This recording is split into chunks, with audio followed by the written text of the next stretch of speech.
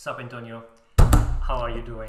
I'm great. Finally, semester is over, so I'm very happy and finally getting some rest. So yeah. Me too. Yeah. Me too. And it's a wonderful day out too. Yeah, Sun, to stay right? inside and record videos and stuff. So yeah. That's right. Okay. Yeah. So I decided, or we thought that we should do this podcast, basically to share some of the information that we discovered the hard way applying for PhD in philosophy. Yes. Right. Yeah. I agree. So I didn't actually end up applying for PhD in philosophy. I applied for PhD in writing. Yeah. But you applied. Yes. I spent like one entire year, actually 2 years, thinking about how to make this working and even probably thinking too much about it all the time, right?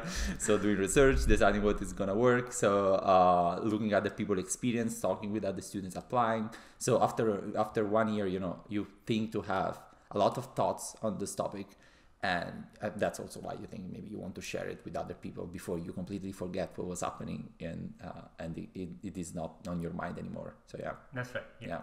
But also because it turned out fairly decently. Yes, thank God. Yeah, it went well. Yeah. I applied to 16 school and I got admitted to 7 of them plus 2 waitlist. So it was a very successful, result. That absolutely unexpected.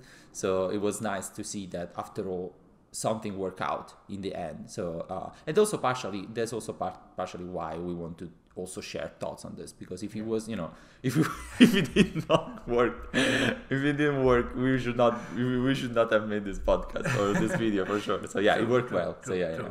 And also I think it was important that there are many tiers of schools you could apply to, right? Yeah. There's the absolute top 5, top 10. Yeah. There's also below top 50 and stuff. Right? Yeah. And different kinds of people apply to different kinds of places. Yeah. No, exactly. Also because I think what is also important in that is that I end up being admitted in the top 50 school of the philosophical gourmet, which is important. I mean, all this ranking have their problems, but it is definitely encouraging, especially when you have to start a PhD program, to see that there is at least the reputation of the faculty is good, at least internationally recognized by other people, and also it appears favorably in a good light in terms of placement record, which is another thing you care a lot when you want to apply. So these two things compared, right? Reputation of faculty and placement are 2 things that you care about, and that's why the ranking seems to be important some way. So yeah, that's also why I end up having admission in this top 50 school. So yeah. That was good. And I think it's especially for international students, because we're both international students, it's really important that you actually aim for something that is in the middle at least, because you're trying to stay here perhaps afterwards and become a teacher.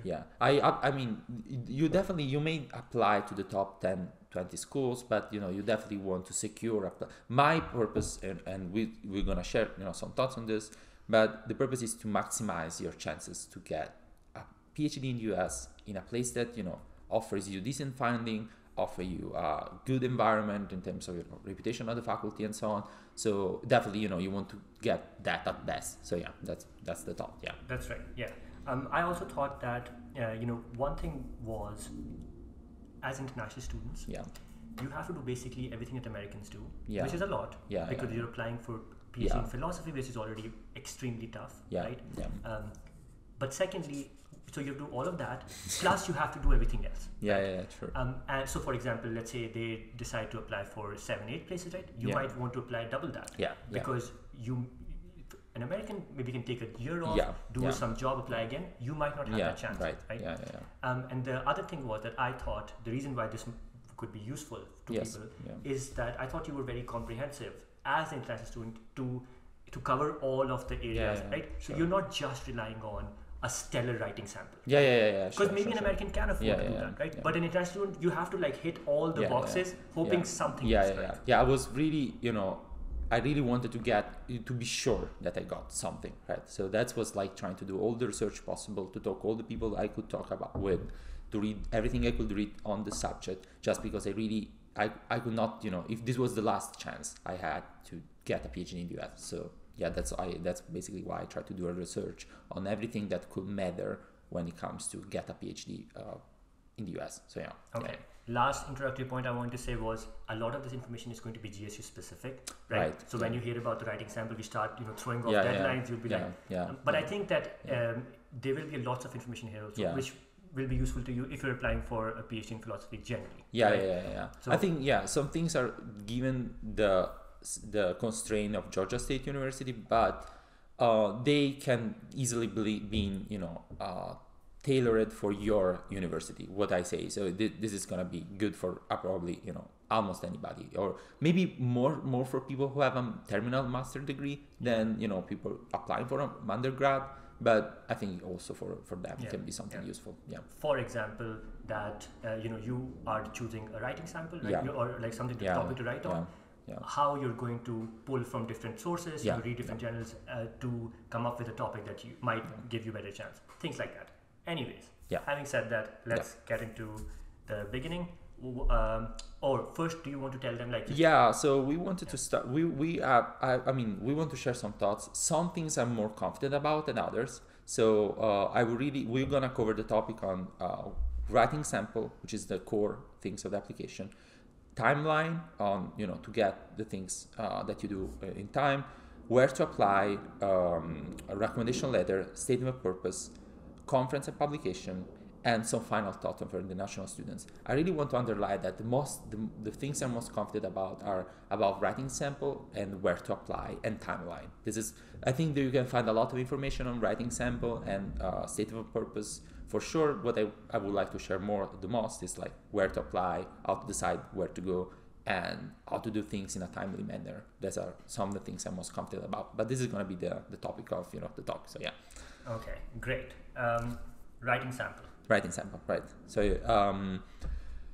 there are two ways to go, right? So we're not gonna say stuff that are already. I think there is an amazing resource on the Daily News, a post from Alex Guerrero, a professor who has amazing tips for writing excellent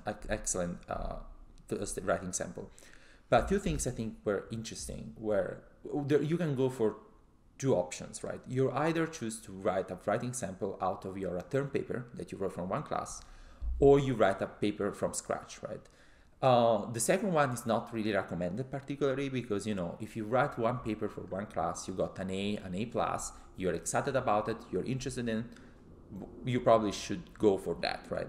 But if you're not in that position, if it was not a paper that fully describes your interest, or you don't think it's good enough for some reasons, or you don't want to work in that area, I think you can move to choose another topic, right?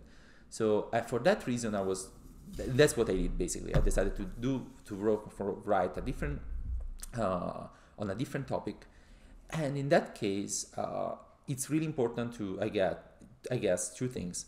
Choosing correctly the topic you want to cover. So what is the area you want to write about? And giving yourself a precise timeline to do the things correctly, especially if you don't have already a first draft, which is from your term paper. So in case you want to apply, so when I was deciding which was the topic of my final paper for the writing sample, my worry was, how can I write something that is going to be interesting for people? Okay, that maybe professors that are not working in exactly the same specific area, right? I want to have a topic which is maybe appealing for them, right? So I was really worried and stressed out. How can I choose something that can be, broad enough as an area of research that can be interesting for people? So I wanted to work in philosophy of action, and I start, reading, all the philosophy companion and then books that are on the topic to see exactly what people were working currently. I went to the journals of philosophy of action, the top journal on the field, to see what people were publishing in the last 5 years or so. And I was also looking maybe a very famous professor in the field and see what they were writing about, right? So, and I was trying to decide based on these factors, right? What are people interested in right now in this field?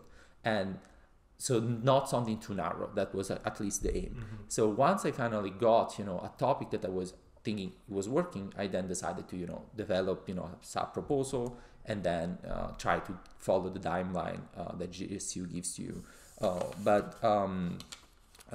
So this is if you want to write a paper from a completely different topic. Now there are, so for example, regarding the timeline on how to write this paper, the writing sample correctly, GSU gives you a very good timeline, which is... Before we move to the timeline, let's make sure we've covered everything. We want to talk about the area which you covered, right? Right, the area. We also want to talk about the argument that you want to develop, right? The topic being ambitious or not. Oh, right. Do you want to do that before we move? Right. That's a good, I was forgetting, So, so also the area and the topic, I decided in the way you suggested, in the way I just mentioned, right? See what other people are interested in, let's pick something there. But then I was trying to decide what kind of argument I want to make, right? What is, of course you have a lot of ideas, you collect, possible thoughts on the topic. But one of the reasons I was not satisfied with the paper I wrote for my classes was that I didn't feel that paper to be ambitious enough, okay? So I think it's good. I think it shows some philosophical quality to have a little bit of ambition in your paper, okay? But by ambition, I don't mean like, you're trying to do something out of, what people expect you to do. I don't think ambition means that you want to be too original, right? You want to follow what people expect you to do, right? You describe the current field, raise objection, you present your account, and you reply to possible objection on your account. This is very, basic. You don't want to be creative with that, right? But in terms of ambition, I mean just that you want to write something people may be interested in, right? So the topic is going to be more interesting. If you're more ambitious, probably maybe the question you're trying to answer is more interesting for the reader. Or maybe if you're trying to be more ambitious, maybe you're trying to say something new. That's why it may looks more interesting. So that's what I actually mean by ambitious in that sense. So I didn't want to write something extremely narrow that I felt that could be a problem for a possible, writing sample and people that are not technically expert in that area, why they should find it interesting. That's what I mean by trying to find something which is ambitious enough. And what else I was going to say? I don't remember what was. So first of all, just this distinction, just to highlight it. This distinction is more like when you're choosing a topic, right? Choose an important topic, right? Choose something that is ambitious in scope, right? Okay. But when you are actually making the argument for it, don't think like you have to come up with like a weird, original, totally different sort of argument. You can do very standard good stuff. You should be trying to do very standard good stuff. Right? That's the distinction. I don't. Exactly. Sure. That also makes me feel like some people are going to listen to the, the choosing the topic through going through the journals part. And some people are going to stand back and say, that's like, sort of selling out. Like you are not doing the thing that you're interested in. What would you want to say to them? Like, is that really selling out? Like, I think, I'm not sure that's a problem because, you spend some time in philosophy classes. You already have ideas, right? You already have some background, maybe things you want to develop, right? So while you're reading other people's paper and you're reading, other work in the field, you have this other thought and interest that are gonna, interact with the things you're reading. And then when you eventually find something which is actually interesting for you, you go for that, right? So I think, you definitely want to write something you are personally interested in, right? You don't want to, work in something that is like, just because someone famous is working on it. You're not going to come up with something interesting on the topic, right? So absolutely. It must be interesting for you. But I think that is going to work, right? You were in philosophy classes, you have ideas, you're gonna have decent idea only on something which is, inspiring you, you makes you curious about. So I think that should not be an issue. But I agree that, you must be interested in the topic or curious or having question actually about it and make your previous knowledge interact with the things you're reading currently. So that's right. I think the last point for the argument part of the writing sample was, hey, when you're writing your writing sample, you think you have a cool idea, you run with it, you sprint with it, and then you take it to your advisor, and advisor says, I'm not sure it's working. That's actually specifically true if you're trying to work with something you write from scratch, okay? Because if you start with a paper from your professor, you already have 3,000, 5,000 words, right? It's not too much. You didn't put too much stuff there. Instead, if you try from something new, you definitely end up making writing using too many ideas is not working. So at that point, it's probably way better to, first of all, see if actually the argument is not working. If you see that your advisor is keep raising objection, and you see that you cannot confidently reply to this objection, maybe it's a good idea to change the focus of your paper. Also, probably it's always a good idea to cut stuff, right? The more things you mention there, the more his paper is going to be controversial, because you make more claims, and then there are going to be more people that are going to have concern on what you say. So try to focusing mostly on, once you have your argument, to focusing on how to reply to the possible objection, using more example, make it more clear, instead of like trying to making more claim, right, that it's going to be more controversial. So at that point, it's going to definitely be important to once you see an argument is not working, that you cannot reply in a good way to the objection. Your advisor is not too happy about it. At that point, maybe it's good to give up on that thing, even if you work on it, even if you spend time on it, even if you thought it was an interesting idea. It's fine, right? It's gonna be no more than 20 pages, so you cannot do anything there. So it's true. Timeline. Yeah. So this is related to the top true for everybody, but I think it's particularly important because it was important for me. So GSU gives us a deadline. The idea that it gives an ideal deadline for which you should have like your prospectus by July 15. Okay. And then your draft or your writing sample by August 15. Okay. And then the final draft should be ready by October 1st. And then, you have the final feedbacks, and everything should be done by November 15. Right. Okay. This is the deadline they give it to you. Now, what I think about this deadline is that it's extremely important to follow it. Okay. Because so the problem is, what you're trying to do is to minimize the risk that your advisor is going to give you very important feedback the last few weeks before you have to send your application, right?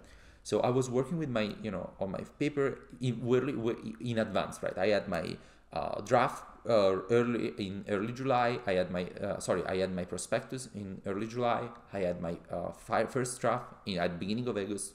But professors are busy with their things. So you're not going to get feedback on the full draft immediately. You're going to wait 1 month or even more. So at that point, if you're not working ahead, you run the risk that maybe your advisor is going to give you the feedback on your paper on 2 weeks before the first deadline for the application.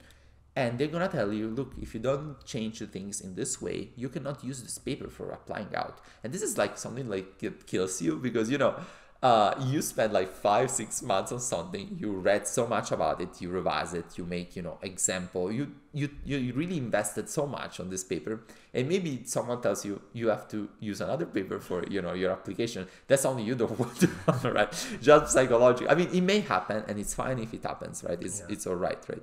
But you don't really want that is the case, right?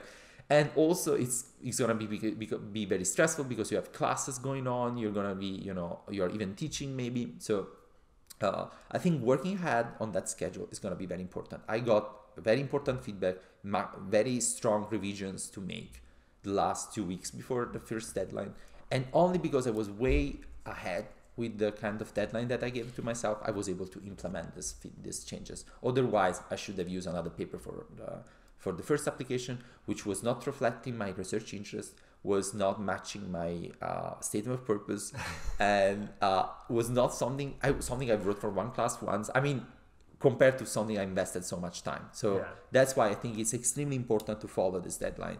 If you can have your full draft by the beginning of August, or it would be very, very good, I guess. And so you can have the feedback at most at October, and you will have 1 month or more to change stuff, and that would be probably the best thing for you, right? Because especially if you're international students, your first deadlines are going to be on December 1st, right? Which is very early, so you want to be sure you're arriving prepared on that. I agree. I also think that you don't know the nature of your professor that you're working with, right? Yeah. Maybe it turns out that they do not enforce these deadlines, right? You have to be the one who enforces these deadlines, right? Because otherwise, your professor might wait until the end. See, professors are in the life of their own, time of their own. Sure. They don't care. I mean, they can't care because they're trying to do so many things. So what you want to do is you want to give yourself the deadlines and push them on the professor so that you are prepared. Because let's say it's been a few months, you think your writing sample is in a decent state, right? The professor will look at it in the last 2 weeks and be like, oh, no, this doesn't work at all. Yeah. And then you think to yourself, couldn't you have told me this like 2 months ago? Yeah. But, it's no point in doing I mean, they have a lot of stuff on their own, right? Of course. And also sometimes it's your fault that you don't understand the feedback in the first place, right? I got feedback, I didn't fully get it, I didn't implement the feedback in the right way. That's why I had to make other revisions, right? So it's also important to communicate exactly what the advisor wants, right? So talk to them and clarify doubts that you have on this. My advisor was very responsive in terms of like replying immediately to things, but even in that case, they're teaching, they're doing their stuff. They cannot, give you feedback immediately on the paper, right? Yeah. And they're very honest with you, right? They tell you if this is not working, they're gonna tell you, right? So they're not gonna let you send your paper if it's not in a good shape. So I think, in that case, it's not really their fault. So don't expect them to set the deadline. Just set it for yourself and, insist to have feedback in a timely manner if you can. Yeah. If you could just make it a little bit concrete, what was the specific kind of feedback that you got that was so major? Was it like framing? So my paper was not following the structure. This is the other people account. This is the objection to their account. This is my account. This is a reply to other people's objection. This is the final version of the paper that I had to reach, right? I started in a different way. I had, this is the kind of problem I'm trying to answer. This is how other people try to answer the problem. This is how I try to answer the problem. I didn't follow the very even stereotypical way in which this writing sample should be done, right? Because after all, this is a piece of paper that the people in the application, in the admission committee are gonna read hundreds of this paper. So they don't want, to figure it out, the structure, what you're doing, right? See which is the point you're trying to make. If it's very predictable, the structure, it's just better, right? They see that you know how to write in what people in journal or people in academia want you to write. So that was the major feedback I got. Nothing in the content, so I didn't have to write really new things, but I had to reframe the first 10 pages. Yeah. So it's almost half of the writing sample the last 2 weeks, right? Which is very stressful because you thought, I mean, was it not good? You maybe you even disagree with the feedback, right? But the point is that you have to follow it because it's probably they're gonna be right. So what they suggest you is in your benefit. So that's why I just insist, follow the deadline that they give it to you, right? For sure, I remember you being very stressed. But also, it doesn't just apply to philosophy at this point either. Yeah. Like I was given the feedback, like, hey Bilal, you have to reframe. So I had 3 stories part of my writing sample, right? For the entire, like 1/3 of my entire, sample, they were like, Bilal, this story has to be, completely. I remember that. Yeah. And I just sat there for like 7 straight days. Morning to night, just changing my story. Yeah. Remember? So like that can happen even when. Of course, I wouldn't say Antonio is much more like disciplined with his deadlines. I wasn't. So maybe that's why I was pushed to that level at the end, which was slightly more than But other people, we know other people happening also to other students, right? You were getting the same things. The paper is not working. You have to use another paper, right? Some people actually have to use another. Paper. Right. Which is and they it is fine, right? If it happens, it works. So if it happens, right, no tragedy. I mean, it's all right. True. But ideally, you want to be represented by the things you think is the best thing you wrote, right? So and that's why it's also psychologically, more reassuring if the paper is good for that reason. So Great. What's next? So we had, writing sample, deadlines, timelines. So the first one, the next one is where to apply, right? So I have, strong feelings about this topic. So, but I'm sure, people are gonna have other ideas. But what I think is this. So I don't think so. I think, you know, my application was good enough in terms of like, you know, writing sample and GPA, conference, and, you know, this kind of things. But the one thing that really worked was deciding where to apply, right? My impression is that professors tend to not think this is so important. They may think, well, you're gonna change your interest in why you're there. They're gonna look at who is the best candidate anyway. But when I was only admitted to school, so I applied to 16 and I was admitted to 7. And those 7 schools were exactly the school where there was people I could work with.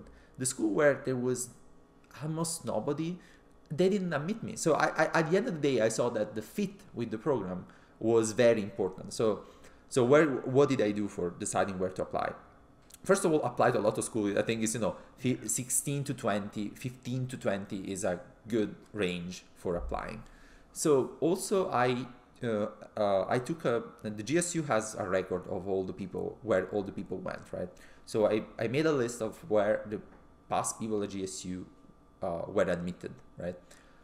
Then I saw which one of which of the school were. The reason why I want to focus on the school where other students GSU were admitted is just because, you know, I think it was more, if nobody in 20 years of GSU history, right, got admitted to this school, right, you know, MIT or whatever, maybe the school is not right. There are, you know, amazing schools that admit GSU students, but not maybe that one. Maybe I don't want to use one of the few applications that I have to apply, because also it's very expensive to apply. I want just to maybe maximize my chances. So that's why I also focusing on where other people already were admitted. So then I went to philosophical gourmet. I selected the top 15 US schools, and, you know, I removed the schools that were not in the top 15. So my target was the bottom 20, bottom 30 of the philosophical gourmet ranking, right? So the first 20 the top 20 universities, I applied to 3 of them, but my focus was mostly in that. I didn't really think that it was like, of course I applied to some schools that were a really good fit in the top 20s, but I was mostly focusing on the bottom 30 ranking, right? Especially those schools that had a good placement record. That especially the academic philosophy data analysis is a great source for, you know, looking at placement data and, you know, other things. I don't want to use only the philosophical gourmet. So at that point, I decided to, you know, the philosophical gourmet has a subject area, right? A subject ranking. So you can see philosophy of action, philosophy of mind, which are the best school. But I don't think that ranking is exhaustive, right? Maybe there is one good scholar in one university that is working in the field you're interested in, but the school is not ranked in the philosophical gourmet for philosophy of action. So I opened, so in the school that I were good in terms of like in the bottom 20, there were also where other GSU were admitted. GSU students were admitted. I just went to each school website and saw if there was at least one person working in this area, right? And Illinois, Chicago, University of Santa Barbara, Syracuse University were not in that kind of ranking, but there were people working in this area, right? So I decided to apply there, and eventually I was admitted to the school because, you know, there was someone there that could be interested in my application. So that was one crucial thing. I think, you know, fit is more important than one may expect to say. So they're gonna get a lot of applicants, right? So maybe your application is as good as another one, and if your interest is fitting the program better at that point, it works more makes your case, right? So I would just really strongly suggest you look at which school your GSU students were admitted or your university student were admitted, and, you know, look carefully if there is at least one person. My recommendation is also, I mean, do not focus only on the top 20 schools, right? I mean, the bottom 20, the bottom 30 school of the philosophical gourmet have a placement record of like 50% get, you know, or 40% getting a permanent academic position, which is more or less a bit less maybe than the top 20. I mean, if the point of what you're doing is like, I want to work as a professional philosopher, I want to maybe get tenure and this kind of things. I mean, at this point, it's gonna give you more chances, but probably you just want to have a good chance to get a PhD program that pays you well, that has people you want to work with, and and that's basically, and as a decent placement. So that's at least what I was aiming for. So that would be my suggestion for deciding where to apply. So yeah, I am forgetting anything? Is this mostly? Well, one question that came to my head was just, I've talked to some students and they're like, there's so much work involved in applying to 15 places. Like, how am I going to do all that research on all those professors, all those universities and stuff? It's literally a waste of time. I mean, it's unfortunately there is not way to make it more efficient, I think. So not all the websites are have the faculty ranked for area, which is in that case very tiring, because you have to open each professor page and see which is the research area, right? So in that case, it's literally you try to use it takes time, right? But I mean, if you start early on, you can have. What is early on? I was obsessed with that. I literally started, in the summer. I started looking at this kind of stuff, and I presented in September. At the beginning of September, I sent to my advisor and the other people in my committee the first list of university where to apply. There is a good reason also to do that. Maybe we can mention this now, which is about recommendation letter. So if you send to your professor a list of university where you want to apply early on, you can also see their reaction for the schools, right? So if your professor are going to be your letter writer, you want to be sure that they're going to write a letter of recommendation for you for that university, right? Some professors may not want to write a recommendation letter for a certain school, for a certain university. And it's important that you know that, right? Maybe if it's really important for you to apply to X school, I don't know, Princeton, whatever, and the professor say, no, I'm not going to apply, I'm going to let you apply for this. Maybe you want to change the letter writer if it's really what matters for you so much. So this is another possible concern of why it's good to have the list of university early, right? Doesn't hurt anybody to have it early, right? So you just, spend some time in the summer for doing that. And what else? And also useful to send it to your letter writer and see their reaction. And I think, maybe any advisor is not particularly good at telling you where to apply, but they're good at telling where not to apply. They're gonna tell you, I don't think this university is good. And to be honest, I trust them on this because they have years of experience seeing students applying to school and maybe not making it. So I when they were saying I don't see why I should apply here, I was like, I agree with you. I remove it from the list. So also, if they're your main letter writer, they might not write you with as much vigor and passion, right? If they told you not to, Maybe it's also true. So for that reason, I would suggest to have a early list of university where to apply. But there are a few exceptions, right? If you see that every year, right, your school is sending students to university or this university here, right? Even if there is almost no one working that area working in your area of interest, maybe you want to apply there anyway, right? That's what I did, right? And some of them were admitted, right? So I was like, okay, maybe there is not really someone, but the schools likes GSU, likes your university because this school sent in the past great students to them. So maybe it's a good idea to apply to that school anyway. So that would be an exception to the discourse, to the speech that I give you 1 second ago. So the other exception would be if you're just such a stellar person, nobody had ever. I mean, this is probably all this talk is about students maybe if you're the star of the century of philosophy, maybe it doesn't apply for you, right? But you're a good philosopher. You work hard, and nobody ever told you are the best philosopher I ever met. But I think you have good chances. That's probably the target audience of it. So if you are way too good, maybe you can afford to apply whatever you want, right?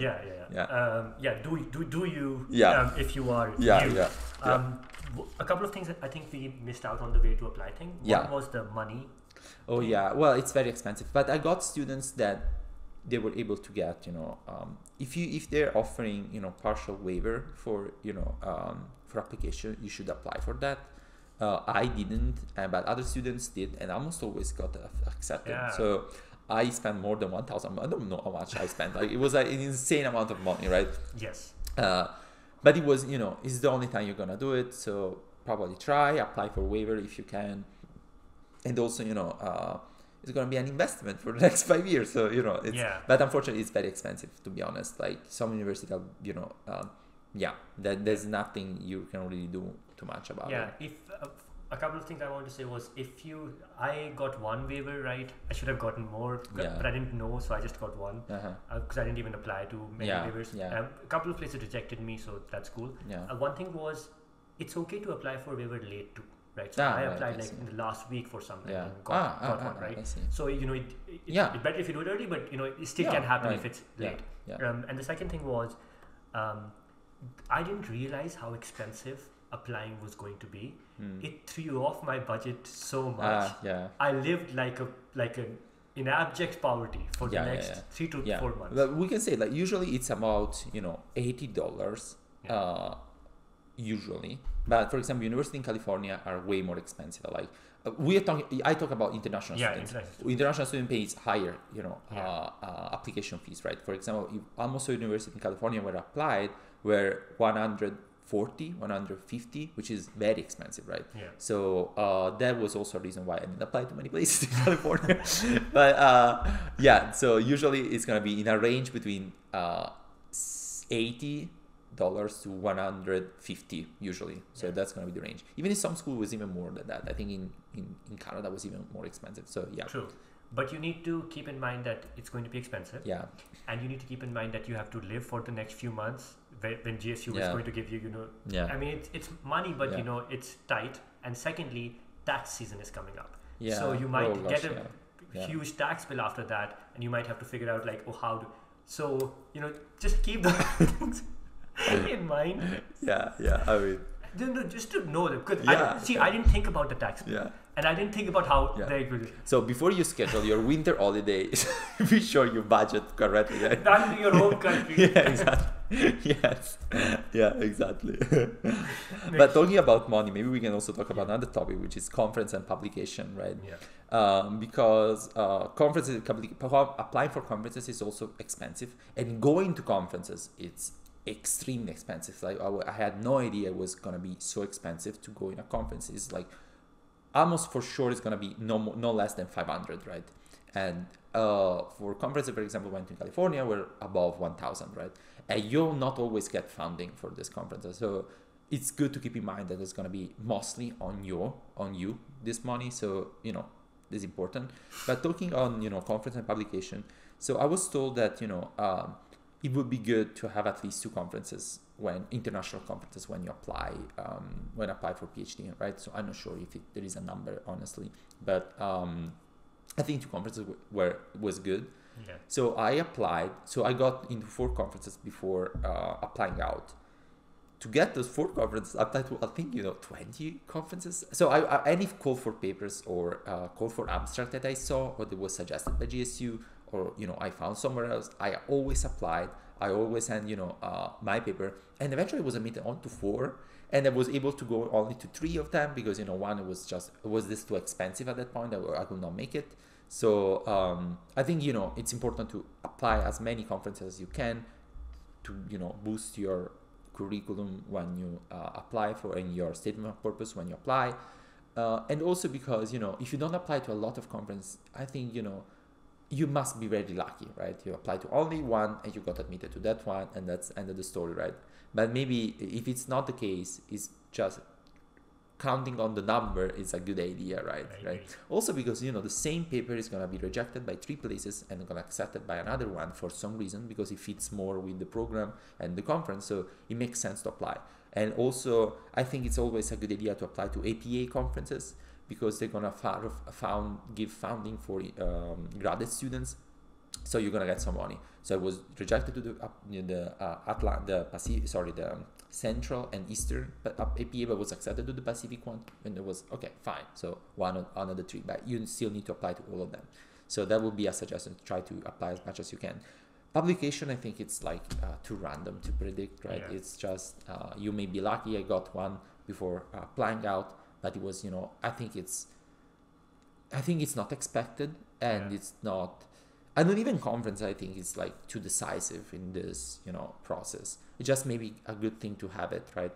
But for publication, I think it's just too unpredictable. If you're lucky, you make one.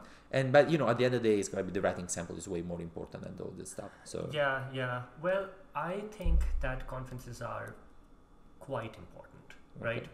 I might be wrong. Yeah, we're not sure. Who knows? yeah, we might be wrong with lots of this stuff. But I think that so for example, I didn't end up applying for PhD in philosophy, so I'm unsure. But I know that my weakest and like English, like creative writing does not have the same kind of structure, right? So the conferences aren't really a major part. But what is a major part there is publication, and that was the weakest thing on my link, right? I see. I didn't know. So conferences of course writing samples there also is the most important.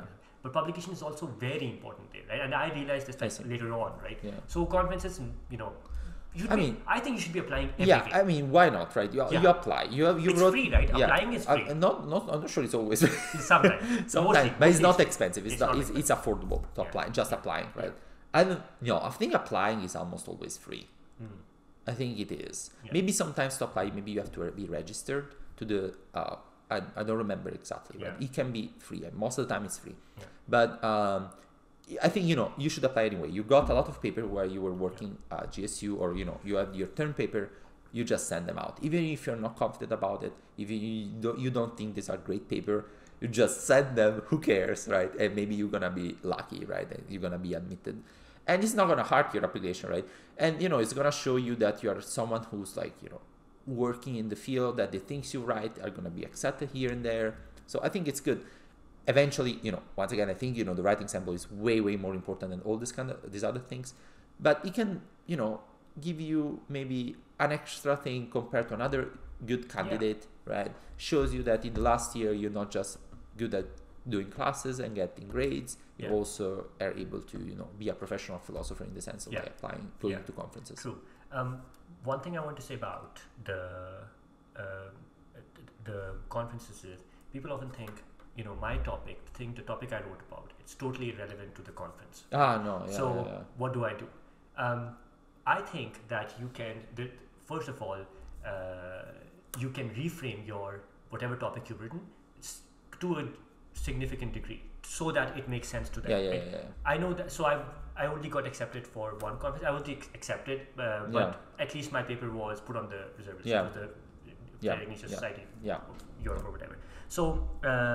And I wrote a topic on, just to give an example, I wrote my paper on Nietzsche and how the sublime issues from the aesthetic experience of the sublime comes from a sense of fear, blah blah, right? The conference was on Nietzsche and the lyric, right? So, and which in other words was how Nietzsche writes poetically. So I totally reframed my entire wrote it totally abstract and stuff. And it's fine, right? So you can do that too. If you have, especially if it's just a call for abstract, you can. I mean, if it's a call for paper, of course, your paper is gonna be your paper. You cannot you have to short it down a lot, but if it's a call for abstract, you can definitely reframe, right? So nobody's gonna see the paper anyway, so you're just gonna. But you think I might be overplaying the reframing point a little bit? I'm not sure. It may depend. I'm not sure. What is going on. I think there are a lot of factors when it comes. People. There are a lot of applicants, so I think it is important to reframe it. To tailor it for the conference, but not sure how much at the end of the day. I think it's still something you should do. So especially for call for abstract. Yeah. How long does it take you to write an abstract? Yeah, it's like it is a time. It takes some time, right? Because you have to some conferences have a different numbers of words, right? Even 250 words, right? Which is extremely small, right? And it's an headache to just try to beat the 200. What I can say in 200 words, but whatever. So in that case, it can be, maybe you don't have an abstract, maybe you have just an introduction. So you want to be sure that, but for the abstract, you can send it to your advisor, right? You write an abstract, you send to your advisor, is it a good abstract? And they're going to tell you, no, yes, change this, change that, and you're going to send it anyway. And then you have your abstract ready to go for future conferences. So But still, do you have an estimate of how long it has taken you to write couple of abstracts? I think it was I usually for each class I take, I write an abstract. So I always have 500 word abstract ready to go. But it takes some time to, I think, a couple of hours to just at least, reframe the abstract. If it's just abstract, if it's a call for paper, they're gonna ask you usually no more than 8,000 words, and in that case, it's a really nightmare, because you have to spend, a lot of time to, maybe your paper is like twice the length required, and for cutting half of your paper is not easy, right? So it can take a few weekends. So it takes maybe at least one afternoon, 2 afternoons to just work to make the paper. So core for paper are more tiring in that sense. I see. Cool. APA are core for papers usually. So we're almost at the end. Yes. What do we want to say? That we mentioned everything. We don't really say anything about statement of purpose. I think GSU has a lot of resources about statement of purpose. There is a lot online on how to do it. So I don't think we can really add anything important to that. I think it's actually more important than it is supposed to be, because it's gonna be the place when you show off your results, what you accomplished in the past year. I'm not sure people even read the CV, right? Probably they're just going to look at the statement of purpose only. So it is a good place to highlight your value and to show how you fit with the program. But I will not even overestimate the statement of purpose. So I think, it's going to be important to show that you are the good candidate compared to someone else, probably. And for the statement of purpose, I think for GSU, you get... we had that session with the professors. We have a meeting with professor. We see other people's statement of purpose. We have an entire feedback from Professor Felix' class on teaching philosophy. So we got a lot of stuff on statement of purpose. Yeah, I would like to add one more thing, which is for the statement of purpose. I was like so stressed because I was like late on my deadlines and stuff. I go to this workshop with other students, right? And I just force myself like a day before, 2 days before, like to come up with something for the workshop. It's like not polished, right? Yeah. I take it to the workshop. I show it to a couple of students that give me like amazing feedback. Right? And then I reframe it, right? And then in 2 days, I have a statement of purpose that I was good to go with. Yeah, I don't think it was easy to have the statement of purpose because it's so short and you want to put so much stuff there. And eventually it's going to be difficult for that reason, right? Because what I keep out of the statement of purpose, what is important, what do I mention, how do I say it?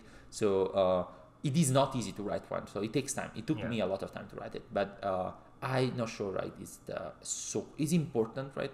But and I think, you should highlight how you work, which is your research interest and why the university is good for that research interest. But outside of that, right, just, have people giving you feedback is going to be great in a way. So, For me, it was just also like there's some, specific kinds of feedback which you can get so much faster from another person than you. So I remember like reading somebody and just being dude, it's just too general. You just have to make it too specific. Right? And the person has been seeing this for one and hasn't realized because they're on their own. So it could be really useful, and you can get get a lot of work done if you just go to people, show them, and so on. Because people have different advisors, have different advisee experience. So they, for example, maybe if your advisor told you, don't write lists of things, right? When you listing people, you lose interest in your list, right? You just this, and this. So you maybe pay attention to this feature when you read other people's work. Maybe other people have other advisors, so they are aware of other different aspects on when you write.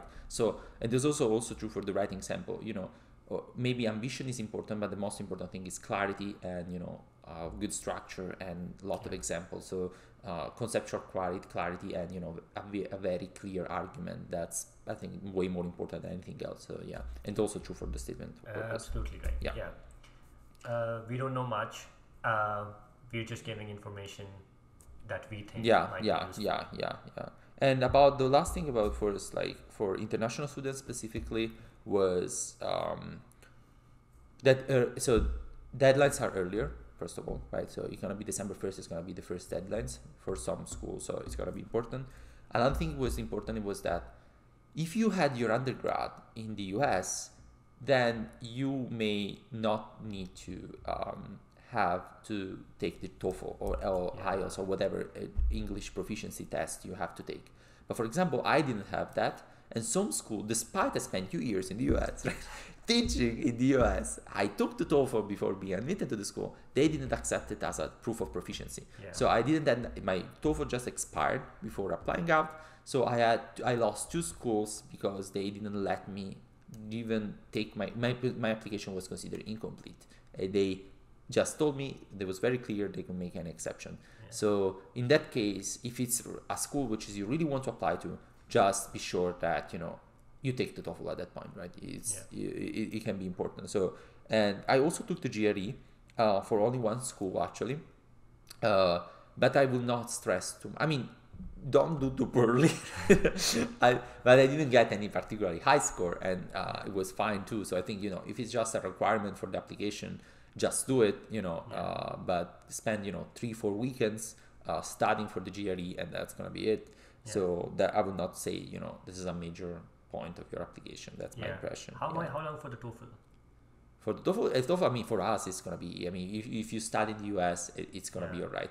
When I studied for the TOEFL in the summer before coming to GSU, it takes some time because it's a standardized test. So it's not just that you need to know how to speak English and understand English. You have to just know how to reply to the specific question and the specific prompts that gives you in the test, right? So a couple of simulation is important to take it even for TOEFL. Even if you're stay in the US, just one simulation, just mock test, just take it before the test is gonna be important. Yeah. So these are the final disclaimer. So this is our general. This is what we got, right? These are like absolutely absolute knowledge, right? So we may be wrong about it, but this was we mostly got it. Also, I want to say that this is final disclaimer, but for listener, but when I was applying, I was reading other people. I was looking at other people's CV, people that were admitted to good school. I was assuming already that they were smarter than me and better at everything. Like that's why they got admitted, right? So I was imagining like a qualitative difference between me and them, right? But eventually, it's just probably it's really just a matter. If you're you're smart and you work hard and you manage your action in a way that you get feedback, you implement the feedback and whatever, your overall profile is good. That's what it matters. It's not a matter of someone is a philosophical genius or someone is like philosophically better than you. It's just a matter of like planning your application correctly, I guess. So I would not take any rejection as a sign of lack of philosophical qualities. Maybe it's just a lack of just a person maybe unlucky because it is. So but anyway, I don't want to suggest when you look at other people being admitted, imagine that the difference is just gonna be probably only a matter of they did the right things to get admitted, and that's what I can do too. So that's encouraging a little bit for sure. me. Yeah, I want to just emphasize that there are lots of the timeline is established. There's lots of things that you have to do and stuff, and you will miss out on something. Like you set a deadline, you can't meet it. You don't have an argument. You do it. That's okay. It's okay to get off the horse for a little bit. By accident or by intention. I know that in October, for like a whole month or 1 month and a half, I just like unofficially, like quietly, just gave up on an application, right? Just because I got so overwhelmed and stuff. And then I talked to my advisor, and my advisor, said some encouraging things. And so I got back on the horse, right? I decided, and then, it was more work, but I managed to get things together in decent shape. Yeah, it's a depressing process. So, it's fine if if you're not able to follow the deadline or that you have, if you hand up to have to change your writing sample for the application, all this kind of thing. I mean, they happen, and it's like, you can manage to apply anyway, you can be successful anyway, and it can work for you. So I will not, I agree with you, right? It's like you just feel confident enough to do it, and don't feel too discouraged. If you, of course, you're gonna feel depressed at a certain point. Like you're taking classes, you're applying, you're worried about your future. Of course, you're teaching. Of course, you're stressed. Right. That's what we do. So you're almost burned out. So for sure, you're gonna feel depressed, right? You may even not get particular encouragement, right? So there is even maybe a competition with other people applying with you. So all this stuff is not gonna be, it's gonna be terrible as a period in your life, but that's why it's all right to feel that miss something, you don't follow and the deadline, so it's fine. And it becomes important that you're talking to your peers, right. just so that you can know that everybody's going through it. Like you're not alone, just having the imposter syndrome of like I'm the only one who is just shitty. Everybody else is just living life. Yeah. So and if someone is like too successful, don't talk to them. If they're doing everything right, just ignore them. Yeah, they're not the ones. This is not the person you have to talk to. Yeah. True. Okay. Yeah. And one thing I wanted to also say was, I think so. Some people think that I'm going to take my classes at GSU or whatever. I'm going to take a year off, a couple of years off, do other things, and then maybe I'll apply, right? And of course, that might work for you for many different reasons, right? But I think that for some people, right, here's one benefit why you might want to apply when you are in the program, right? Whether it's last year of your undergrad or your master's. Yeah.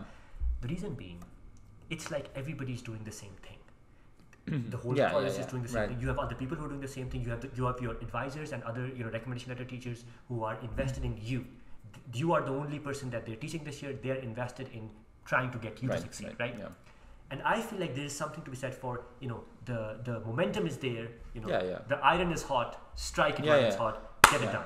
I mean, anyway, if you can apply, just do it, okay? If you end up not getting the admission offer you want, right? If you end up not getting, the place you like, you end up not getting anything, you can apply the next year. Yes. But people don't care. Professors don't look at it. Don't remember that. Who cares? No, absolutely, right? But, apply anyway, right? It's going to be good. You're going to gather just so much knowledge based on the rejection you receive and other people admission, right? You see, oh, this person did this right? So you get a lot of information observing people around you, and you pay way more attention to these things if you end up applying. Of course, if you cannot apply because it's total. I mean, once again, it's totally fine because it's totally tough. So absolutely. So be merciful with yourself. So that's right. Yeah. Cool. Okay. Thanks Great. for the talk. It was fun. Yeah. Thank you. Cool. Yeah. Okay. This is like intimidating. This thing, right? This microphone. Yeah. I know it's like an alien, right?